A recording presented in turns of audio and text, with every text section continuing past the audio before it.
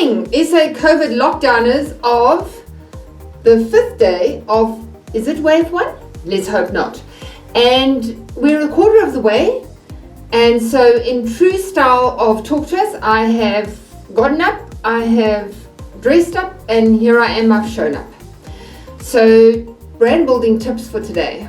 So yesterday we discussed purpose and the importance of having a purpose being the center of everything you and your people do. Your brand and all the activities you undertake is built on this foundation. Branding is an internally focused practice. It's about your organization, who you are, what your values are, what you offer. It's not necessarily about what you do, it's more about who you are. It's a bit like an organization having EQ, self-awareness. Understanding how you'd like the organization to react to disruption, what your organization's deal breakers are, what are the red lines and where are the green lights, what your values are. And I'll expand on values in another session coming up soon. So once you've established the brand and the reputation you'd like to own with each of your stakeholders, it's time to share this message with your people. It's of paramount importance that they understand exactly who they're working with and for, and can articulate this to others who join the business, or if they'd like to share this with their network, they also need to understand it. The most common way most companies attempt to share this information is either through an onboarding session, which is often online or held by HR over 2 days. And it usually takes place shortly after they arrive. Most of this info goes right over their head at this stage of their tenure with the company. Sure, they need to understand where they can park, where the facilities are, where refreshment stations are, and so on. But the stuff that determines how they should behave and how you want the company to behave, what the company's reputation is all about, how they should operate and how they should talk about the brand and themselves and others within the brand, that is a conversation that they should have with a leader.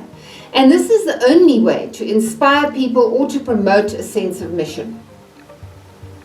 An interesting format of conversations, which can be held over a period of a month or two, will leave a far longer lasting impression and allows them to create a sense of meaning with the information as they digest it, and to develop a sense of their purpose and where they fit into the greater scheme of things and what they can do to help build a confident brand. So what type of conversations would you typically have with those people? Well, it would be about the history. How did your company start? How did your purpose develop? How many years has it been in existence? What has changed over the years and how has the purpose transformed? How have your clients shaped that? How have their needs changed? So that's a bit about the history. The organization's narrative. How do we talk about ourselves? How do we talk about others? What are the values that inspire the team and how did you arrive at the values? And are their values aligned to your values? The lexicon that you use and how this aligns to the brand purpose, the market of choice and the strategic intent. What is some of the terminology that they need to get familiar with? Their competitors, who are they? And what makes the organization they've joined different? What is your positioning statement? The communication landscape, also a conversation for a future session. How do they get the information they need? The leadership style, what is that? And how do they recognize it? Rewards and recognition, how can they expect to be rewarded? How can they be recognized? And what are the expectations you have of them and what expectations can they have of you? The concept behind these sessions is to create an opportunity for leadership engagement, to build an emotional connection with your direct reports and for them to connect with the essence of your brand, which if you've done it right, your leadership should actually carry out that essence of the brand.